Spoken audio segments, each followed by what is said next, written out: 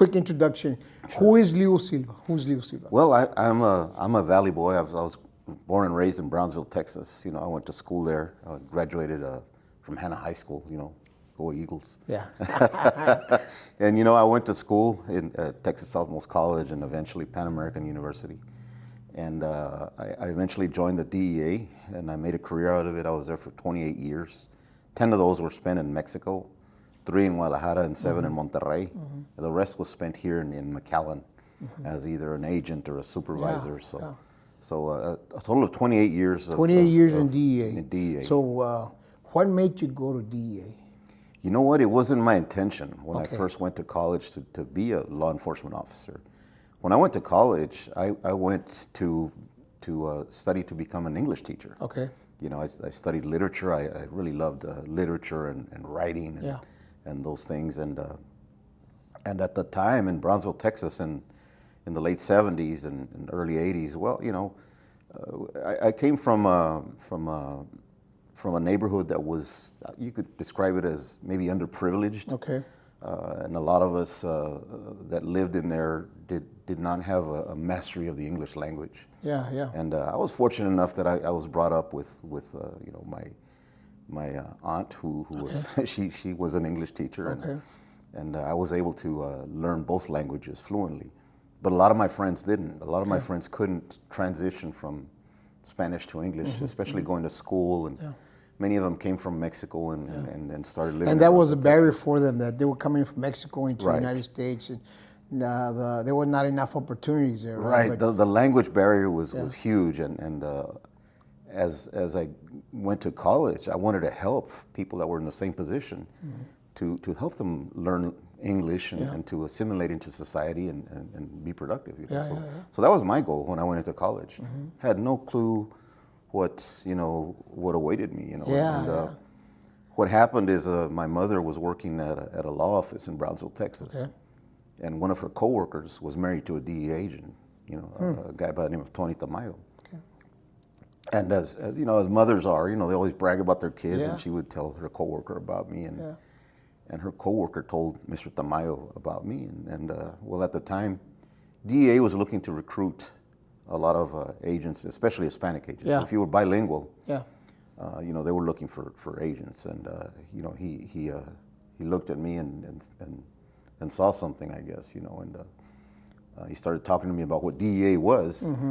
And then it just so happens that in that year, Agent Enrique Camarena was kidnapped in Guadalajara. Unfortunate. Huge tragedy for law enforcement. So that's when I started, becoming interested in what DEA was, and all the attention brought on by the Camarena kidnapping and Mr. Tamayo talking to me about it. So that was a driving force for you to join DEA. Exactly. That's what. And I was already in my senior year of college by this time. And I had a decision to make, and I told Mr. Tamayo, I said, "Sir, I'm majoring in English. I'm not majoring in law enforcement." And he said, "Well, DEA doesn't require you to major in criminal justice. So just keep going with your degree, and when you finish, apply for DEA." And that's what I did. And I was lucky enough to get accepted, and went to training in 1987. There was a long wait. So, 28 years ago, and now, obviously, the training has evolved so many different ways. Sure. And in law enforcement now, the years that you went and graduated from DEA Academy, and so now, what would be one of the inspirational, motivational advices that you will give new officers that want to join DEA? Well, I tell you what, is get in shape, man. Because number one, they're gonna run you to the ground. At least when I was there. I mean, and you need to be in physical shape before you get there. Don't wait till the last minute to get in shape, because you're not gonna make it. Because they will test you, and they will push you to your limit, pretty much. All the years you spent in DEA, was your focus only to retire from DEA, or you had any thoughts and plans to go to another agency once you joined DEA? I never did. Once I joined DEA, my focus was to stay, and I was just so caught up in all the cases and the investigations and having fun, and sometimes not so much fun, but I had no intentions of leaving and going to another agency. And I think that's what brings us here for that you authored this book, Reign of Terror. We're going to get to that in a little Sure. bit here, and I think it's a very impacting, book that you wrote, and I think that your story resonates with a lot of law enforcement out there. One reason that I venture into this podcast now that I'm, going down this road is because there's a lot of great law enforcement being done in the Rio Grande Valley, Sure. and nobody is, promoting out there for the rest of the country. And I think that you are a great example of that. That coming in from Brownsville, Texas, joining DEA, and then, being involved in such significant cases, with the Mexican drug cartels, and now they are assigned as terrorists. We're going to talk about that. Sure, yeah. But I mean, it's very impressive, and inspiring for you coming from a neighborhood that doesn't have a lot of opportunities. That if you made the wrong choice, you might have never been a DEA agent. Correct. Yeah. So. It was fortunate that you had the guidance of your hand that pushed you forward and so forth. And 28 years, Leo, what has been the most inspiring thing that you have accomplished besides writing this book? Right, obviously this is a huge accomplishment, and besides retiring, what has been the most satisfying thing for you in those 28 years as a retired DEA agent, or when you were a DEA agent? That's a really good question, but I would have to say that the most, the accomplishment that I feel that is the best is just my kids being able to be productive citizens and not get involved in anything having to do with this stuff or other things, So I mean, I'm really proud of that. I'm proud of who they have become, and I hope that I served as an example for them. Yeah. To lead. Are they following your footsteps? None of my kids have gone down that road, which is okay. I mean, they each have their own goals in life, and I support them, 100%. So, great. Yeah. That time flies and passes by. We met in 1992 when I first became a young narcotic officer with Florida Police Department, assigned to DEA. That's where I first met you. And one of the things that I tell all law enforcement is that at the end of the day, whenever you finish your career, the only thing that really matters is the relationships that you have built. Oh, sure. And I think that's something that I was eating breakfast with you a couple of weeks ago up in McAllen, and we had some retired DEA agents coming up to you, and and that is the whole satisfaction of being law enforcement, is that people will remember good officers, and I think that is what we need to strive for, is that great law enforcement officers are being educated and are being, I have a lot of experience down in the Rio Grande Valley. And it's not like the stigma that people say, well, you're from the Rio Grande Valley, either local, state, federal, county, whatever. There's great law enforcement officers, and we've seen Absolutely. that, Yeah, and you know what? Some of the misconceptions the public has about law enforcement, and you see some of these TV shows where you have a guy going out there and doing everything on his own. Yeah. That's not true. Yeah. You can't do anything on your own unless you have those relationships with other officers and agents, from different types of agencies and police departments all over your area or wherever you work at. So, I mean, it's impossible to get the job done without those kinds of relationships. And that's what I learned here. Yeah. And when I went to Mexico, it was, that's what I used. That's the knowledge I used to work over there. So now, what do you spend your time doing besides promoting the Reign of Terror here, and how's your time spent? Well, I aside from promoting Reign of Terror, I'm working on my next book, which should be out early next year. I hope to God it's out. I'm almost finished with it, and by the time editing and all that stuff is done, it should be out next year. So, so it's also in the same path as It's about drug also the drug trafficking world. I mean, I as an English major and a lover of literature, you have other writers say, well, write what you know. Yes. And what is it that I know? I know this. Yes. So that's what I write about. And then the next book is going to be a collection of short stories about my early years as a young agent doing undercover deals here in the Rio Grande Valley. Yes. And then some of my experiences in Mexico. So I'm hoping people will enjoy it. And the title of the book will be Narco Tales. Narco Tales, great. So, I mean, I can tell that I read The Reign of Terror, and it was a very inspiring book, and it's very impacting. What what motivated you, or what cases, what path led you to write Reign of Terror? How did you get there? I guess it's something that you mentioned earlier. There's a lot of people here that have stories. Everybody has a story, and I felt I had one that needed to be told. And the unfortunate thing is, these stories that we have, people don't know them. Yeah. So if I just would have stayed home and done something else and not written this book, people wouldn't know what we do down there. Yes. And I think there's a lot of people, and I've been in some conferences where I've sold some of these books, and people have no idea what we do down there. Yeah. What's the feedback that you get? I've seen you in several conferences. I just saw you this week up in McAllen. I mean, attending all these conferences and seeing all these young narcotic officers coming up to you and buying your book. What's the feedback from them? How do they perceive narcotic investigations? And obviously, this is long term. Is this a transnational organization investigation you were involved? How do they perceive being in that position? Well, a lot of people get, unfortunately, some people get their information from what they see on TV, and that's really not accurate. True. So they're surprised. They're surprised with how we operate over there. It's just a lot of people are not familiar with that, and people think that we can do undercover deals over there, which we can't. Yes. We cannot do that. So that's one of the big feedback reactions that I get is people are like, wow, so you guys did undercover? No, we don't. This is how we operate. We're not in our own country. We're guests in that country, and we have to operate under their rules. True. Which sometimes it's really hard.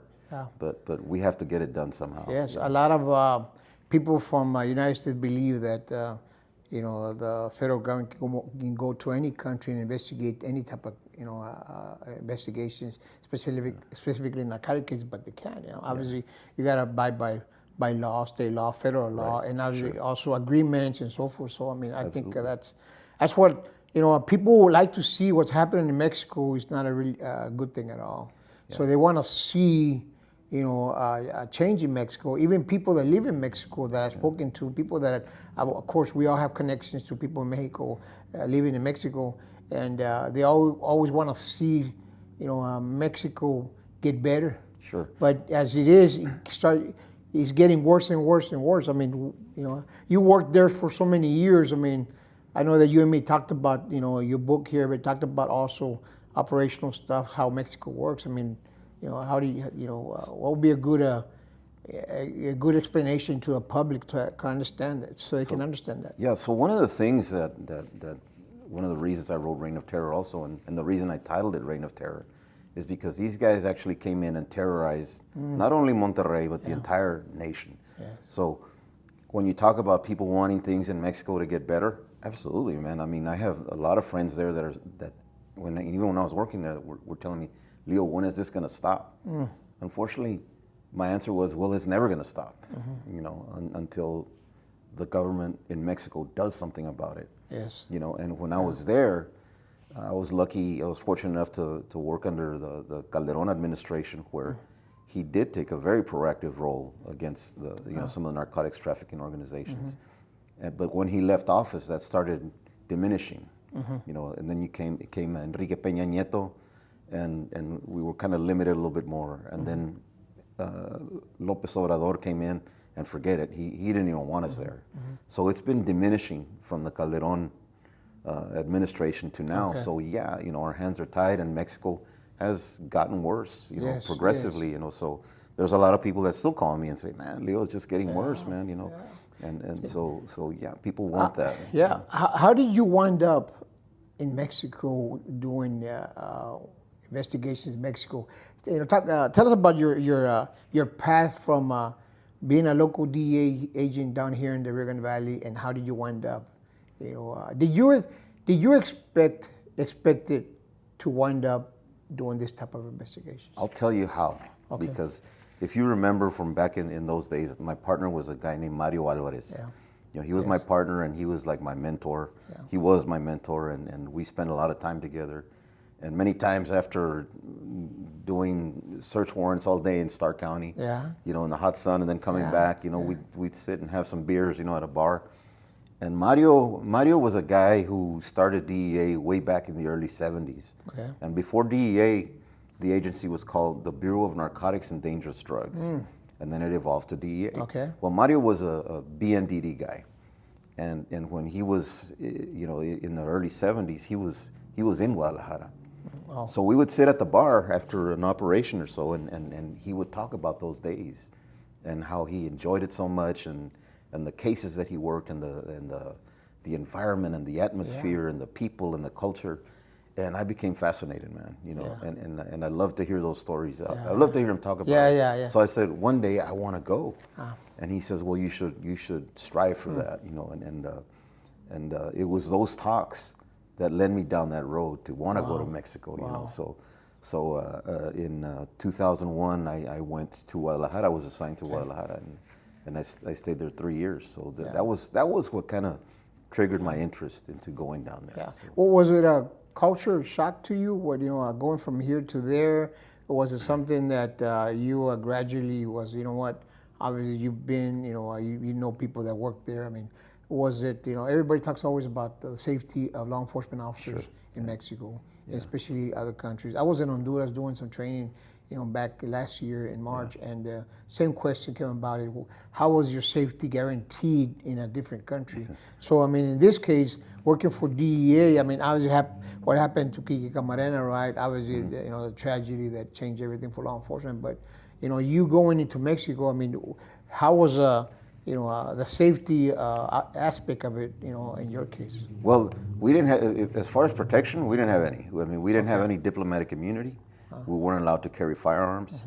So as far as protection, you're on your own pretty much, and the protection we had was each other. Yeah. We were a small group of agents. It was only 4 agents and the RAC, the resident agent in charge. Yeah.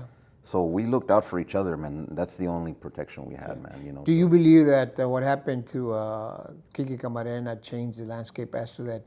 The cartels in Mexico, were put a notice, hands off on law enforcement in the United States. You think that also played a part in that after what happened to him, say, let's not touch any law enforcement officers. And obviously there's been threats and there's been officers, in danger there as well, right? That we know of.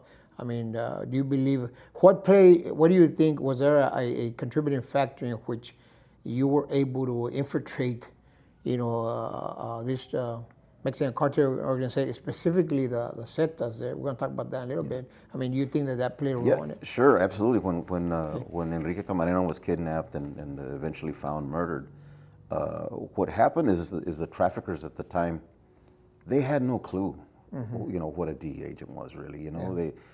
They were so used to just killing policemen over there in Mexico that, and in Mexico, when a policeman unfortunately gets killed, really nobody cares. Yeah. Unfortunately. You're right. And to them it's just like, oh, you're just killing somebody that's in our way. Yeah. And they thought the same thing was going to happen when they got rid of Camarena. They never expected the response that the U.S. gave. Yeah. And the U.S. went all out in trying to capture those guys. The fury of law enforcement came upon them. Exactly. And now I'll go back to that when we start talking about the book. But they didn't expect that. And yes, that did change the landscape of how traffickers saw us and how they dealt with us. And there was kind of a unspoken code. Yeah. Don't mess with those guys, the American guys, because we don't want this kind of heat on our organization, So, and that's what happened at the time, They just didn't expect it. Yeah. And even when I got there in 2001, which was maybe 16 years after the Camarena incident, there was still a level of resentment between, the Mexican policemen and us. They kind of didn't want us around. Yeah. There were some guys that we worked with. I mean, they came and they helped us out, but a lot of them, they didn't want anything to do with us. Yeah. And it was hard to get over that obstacle, and help them and get them to help us. Sure. Upon writing Arena Terror, Leo, what is the message that you want to send, that you're sending out, to everyone? And I think that, we're going to get here to some of the chapters that I was reading on that book. I mean, they're very impacting. There's a lot of violence in there. What's a message, that this book is paramount for everybody to know about the Mexican cartels. Now they're classified as terrorist organizations. I mean, obviously you infiltrated them, and people need to know that it's not as easy to infiltrate any drug cartel organization, specifically one that's so violent, right?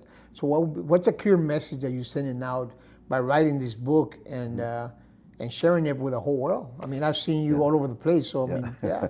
So I would say the underlying message of the entire book, if there's one a moral to the story or message that I want to send out is really never give up, because the minute that you decide not to get out of bed and go and do your job, they win. They win, man. These guys killed some of my friends, a lot of people that were close to us, and believe me, man, there were times where I felt I don't want to do this anymore. Yeah. But if I did that and I stayed in bed and didn't do my job, they win. And then my friends, well, they're never going to get to see their families anymore, and I could not, in good conscience, not do anything. So you cannot stand down, stand by. I mean, you had to do something. Right. Yeah. Sure. True. So I mean, I would say that would be the underlying message: is just don't give up, no matter how bad things look. Yeah. Because you have to go, and tomorrow's another day. If you lose today, tomorrow's another day. Yeah. And one of the things, that's one of the things my partner Mario taught me. Is that resilience and be resilient. Hey, mañana es otro día. Yeah. We come back to fight another day, man. And that's what. Sometimes that was the only mentality that kept me going. True. Over there. True. So, yeah, and I read in your book that you with their manpower that you had 3 or 4 guys assigned to you and your resident a person in charge there. I mean, you guys had this combative mindset all the time that you guys there was no you're working 24/7 365 days. You guys were on these guys day in, day out, and it seems like you all didn't rest at all. And it seems that by the stories in the book is that you guys were just always trying to, you maintain that initiative of aggression, trying to put these guys away, because obviously the violence that they were terrorizing Mexico, northern part of Mexico, right, and all these other states as well. But I mean, it seems that you guys didn't have there was no time to rest. Well, it may seem like that, but you have to have some time, and there were times where we got together and had a barbecue or whatever and drank some beers and just, relax and just forget about it for a little while. And, so that, you have to have times like that, or else you're just the stress is gonna overwhelm you. So there were times where we enjoyed, our company and families while they were still there, because at one point it got so dangerous that families had to leave. And we had this, it was only an adults only post. So families had to leave, but at one point families were there, and we did enjoy that. And even when they left, we had, some barbecues and some downtime where we could, just chill and not worry about this. Were you always did you feel sometimes that somebody was always watching? Always, man, because it's Mexico. And these guys, I have a friend of mine that wrote a book called After Escobar, and my friend his name is Chris Feistel, and he's an agent that's retired. And he was in Colombia, and he worked the Cali Cartel. And the Cali Cartel had an intelligence unit, and the DEA guys called them the Cali KGB, because that was their intelligence unit, and they had ears and eyes all over Colombia. The Zetas had the same thing. I mean, not as sophisticated, but they had eyes and ears everywhere. So everywhere you went, we always felt like you just never know who you're watching, who's watching you, and because they had ears and eyes everywhere, So how do these Mexican cartels, how do they get so powerful? How do they get to a point that obviously besides terrorizing the communities and terrorizing the people and the counterparts stuff like, how do they get to that point that they put on a pedestal, by other, politicians, stuff like that? I mean, what was your biggest barrier, on the law enforcement side, on the investigation side, that you came across while investigating this group? Yeah, what makes them to get to that position of power is money. Money talks, man, and they bought policemen, they bought politicians, and money buys power. Yeah, you and talk about that did. in one of your chapters. Yeah. Right. I mean, So that's what it is, man. And when you have all those people in your pocket, they're gonna support them. So they're gonna protect them because that's money in their pocket. And if we take that away from them, well, there goes part of their livelihood. So. And seeing the same landscape that you've seen for so many years, it seems like Mexico hasn't gotten over that hump. No, they haven't, right? And it's just so embedded in the culture that it's going to take. I don't know if it'll ever go away. Reign of Terror is a very powerful book. I mean, it's when it first came out. I mean, I spent the whole afternoon just reading Reign of Terror. In one sit down. I usually read my books and I take time, but it was so intriguing that it kept me going from chapter to chapter to chapter. So, in the context of your experience and your career, what does it represent? That again, we were representing the United States, and if one of the beginning chapters talks about. An attack that these guys executed on the U.S. consulate in Monterrey. They launched a couple of grenades at our office in the U.S. consulate. I mean, that's the U.S. building. Yes. And they attacked us, and we can't just take that and let it happen. Yeah. We had to do something again. Yeah. So that was the initial. Straw that broke the camel's back, Yes. and we took the gloves off, and it was all out now, because of that incident. If they would have just left it alone, maybe things would have been different. But we'll never know because they took that step, and then it was on, and that's what started everything. Sometimes law enforcement is on the defensive. It has to be a point in time that we got to be in the offensive. Exactly. And I think that's your book, talks about all of that stuff. That there's a lot of twists and turns there. Yeah. But I mean, the ultimate goal was to, stop this organization from continuing the violence. Right. And basically, it was to stop their leader because he was the most violent one of all of them. And out of all the ones that you come across and you're investigating, all these type of cases, there's hands down, he's the most violent. I would say. And I've said it on other interviews. I would say he's the most violent person that we've ever come across. He was the most violent person in the world. He has wiped out an entire city of people. He went to a city and wiped out 300 people. Yes. And he has killed women and children. It's just the level of violence is off the charts. Yeah. And people just don't see that, and that's one of the reasons I wrote this book because I want people to know who this guy is. So.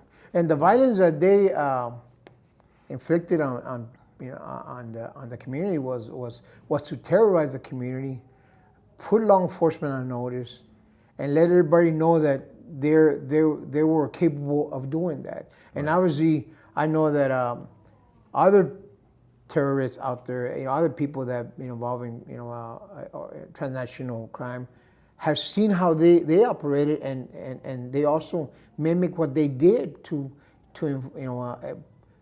terrorize the communities. I mean, you came across that, right? Right. Well, so one of the things these guys did that, and they are actually pioneers in what they did is filming, the torture and executions of people and putting it up on YouTube.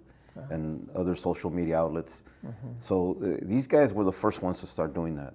And you're right, you had people from ISIS start doing the same thing because they picked it up from these guys. And they said, well, this is a way to get our message across to a lot of people, not just the ones here locally. Yeah. So once you put it up on social media, you're going to get a lot of people that are going to see it. So. And not just in your city, but all over. So that's part of their method of operation. So, who works for these guys? I mean, who? Are we looking at the criminal element that they have a criminal portfolio in the background? They start with theft, robberies, and then they start narcotics. I mean, who are the guys that join this type of organizations and because I've seen a lot of young guys in my career also. I mean, when I worked narcotics, I mean, you had guys, young kids, juvenile kids, human smuggling, transporting drugs, transporting money, doing all this stuff. I mean, how do they recruit all these young, individuals? Unfortunately, men and women, of course. Yeah. Unfortunately, they target people that are underprivileged, people that don't have, the resources to go to a private school or to get educated, and they're vulnerable. So they prey on that vulnerability, and they go after these young kids and promise them this life. Say, hey, we're going to pay you this much a week, which to them is a fortune. Yes. Let's say you pay a kid, 1,500 pesos a week, which is maybe the equivalent of $100 or maybe less. That's more money than they've ever seen, in their lives. So if they get that on a weekly basis, they're in heaven. So that's how they recruit them. Yeah. They prey on their vulnerability, So that's what makes it so easy to recruit, because there's a lot of people in young folks in Monterrey that are like that. So you've seen a lot of death that these guys, inflicted upon, Mexico. And is there anything out there that one particular incident stands out to you and says, besides, going after a whole city, right? Is there any incident out there that you came across while investigating the Zeta's organization that you say, this individual needs to be stopped? I mean, something that really, made, your skin crawl, per se, as to, what, this is way beyond, a human being, being a human being.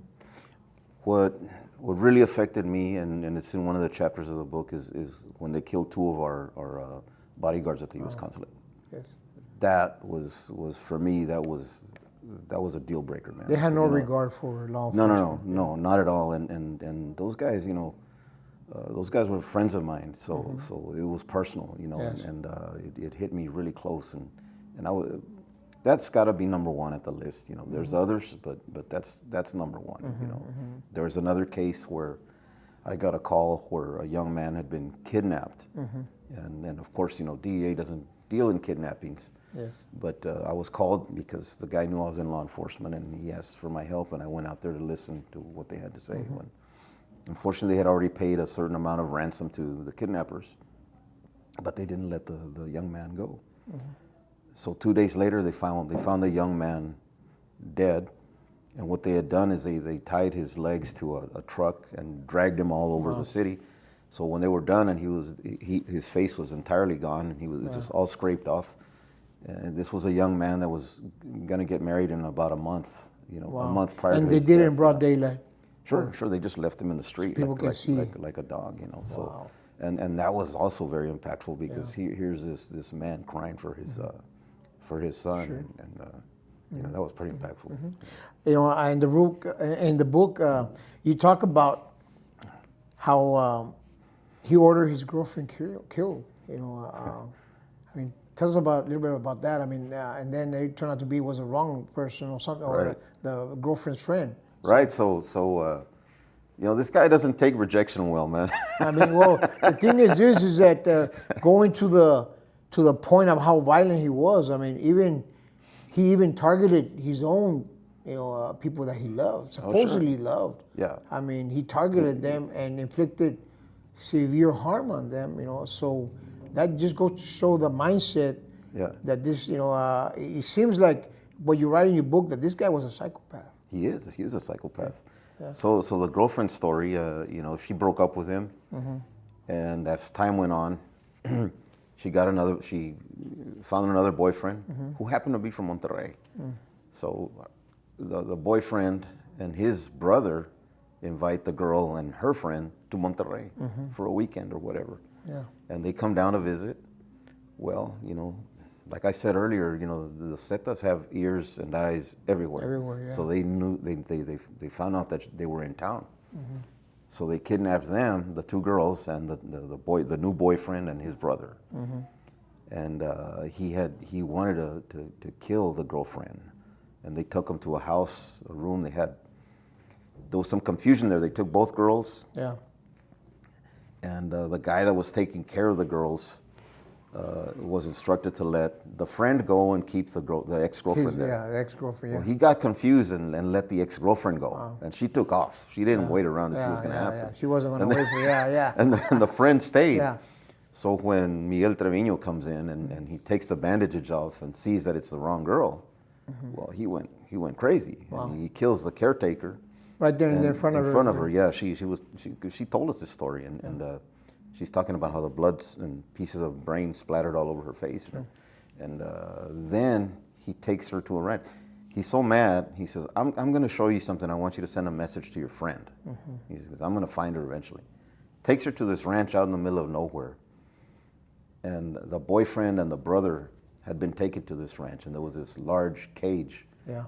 Where they had 2 tigers inside the cage. And she said she was blindfolded. As she was approaching the cage, she could hear this noise, like a crunching noise. Wow. And she didn't know what it was. Yeah, and then when they took the blindfold off, it was a tiger, and he was all covered with blood, and he was chewing on the boyfriend's head. Wow. You know, so this is the level of, and you think when you read it, this can't be true. Yeah. It's true, man. Yeah. We had this lady tell us this in front in an office. I mean, wow. So, I mean, you know, and that is very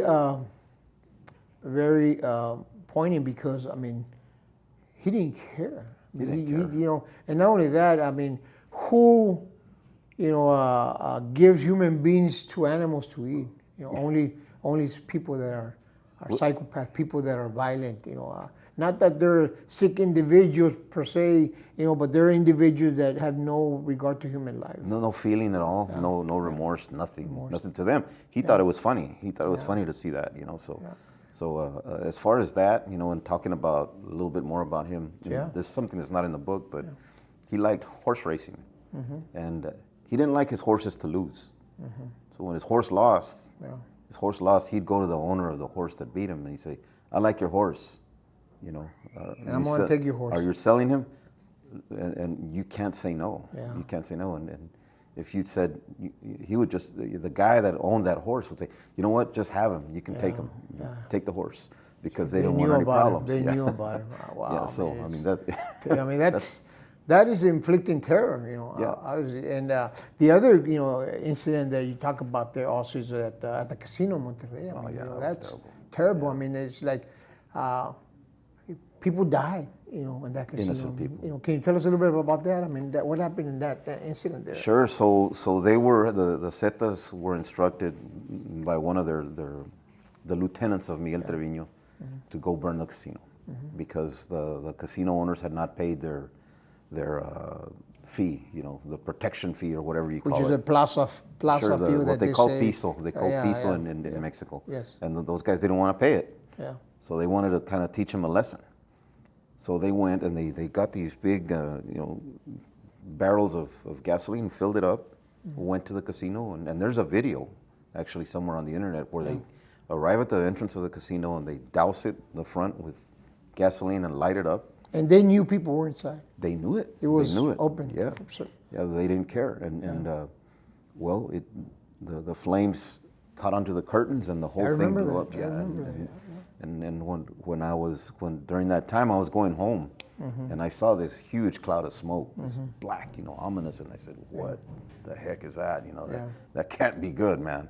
And it was the casino that was on fire, and 63 people died. You know, innocent people that were there, had nothing to do with the narcotics trade or nothing. Yeah. You know, and in the book I outline these 2 ladies that are friends, and that part is a little fiction that I threw in there. Yeah.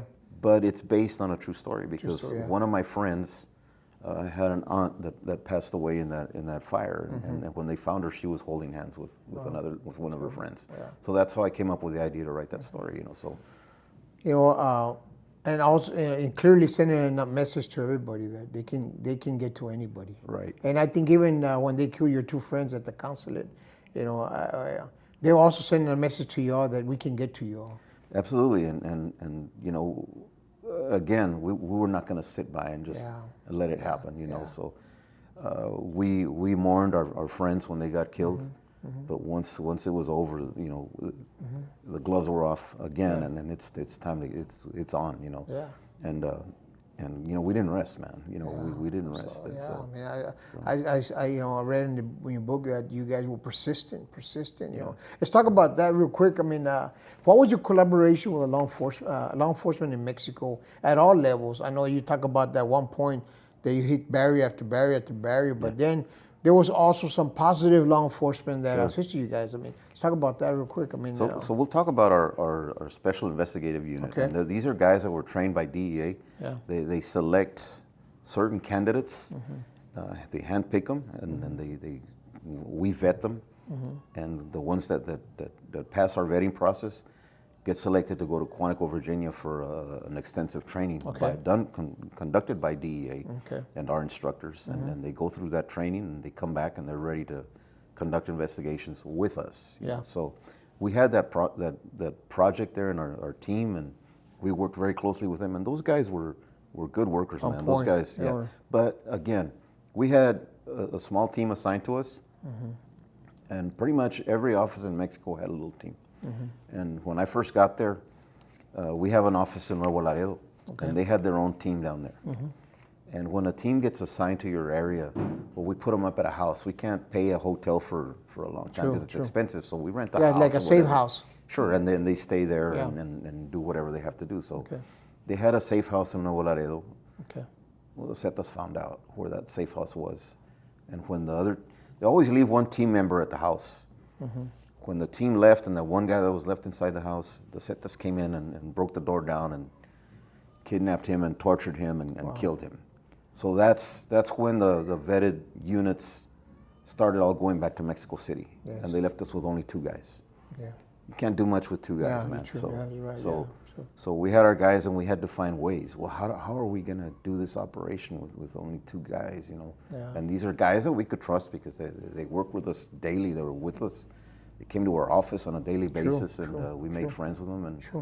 And we found they had a specialized unit that were called the Grupo de Operaciones Especiales.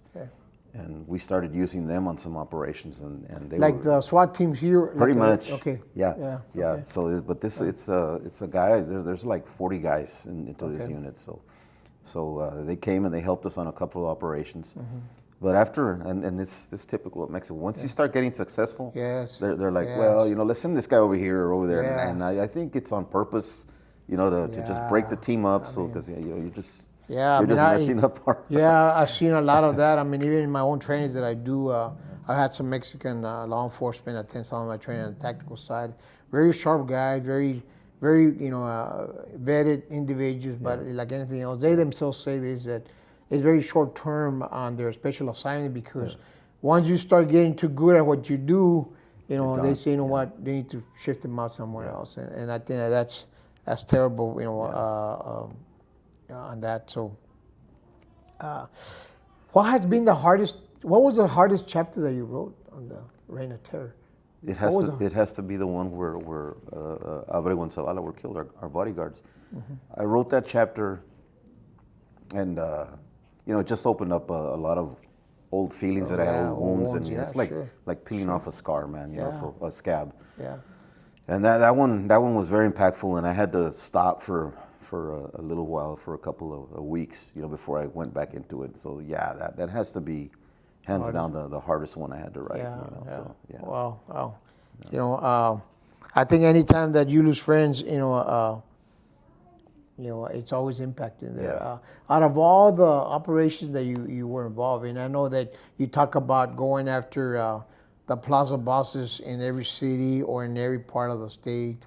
What was the most dangerous one that you can think of that you write in your book that you can say, this was the one that took more intelligence, took a lot more work, took a lot more collaboration with law enforcement, with the community? I mean, because obviously we all know that there's political corruption in Mexico. Sure. And we know that there's political corruption. Even I read in one of the books that, probably 3/4 of an agency, law enforcement agency, were corrupt. That, one of the cases you talk about that the whole police force was fired and arrested. Right. So one of the ones that was really was hard planning was the one where we go after a guy named El Tiburón, and he was he was a recently named plaza boss, and he was really careful. He had 3 rings of security. Oh. So it took a lot of planning to get to that guy, because he was smart, and he was really protective of himself. Yeah. I mean, so he had all these rings of security, but they always make a mistake. There's always some vulnerability, and after a long time of planning and sitting down and brainstorming with the Army and That's the one that you caught up in the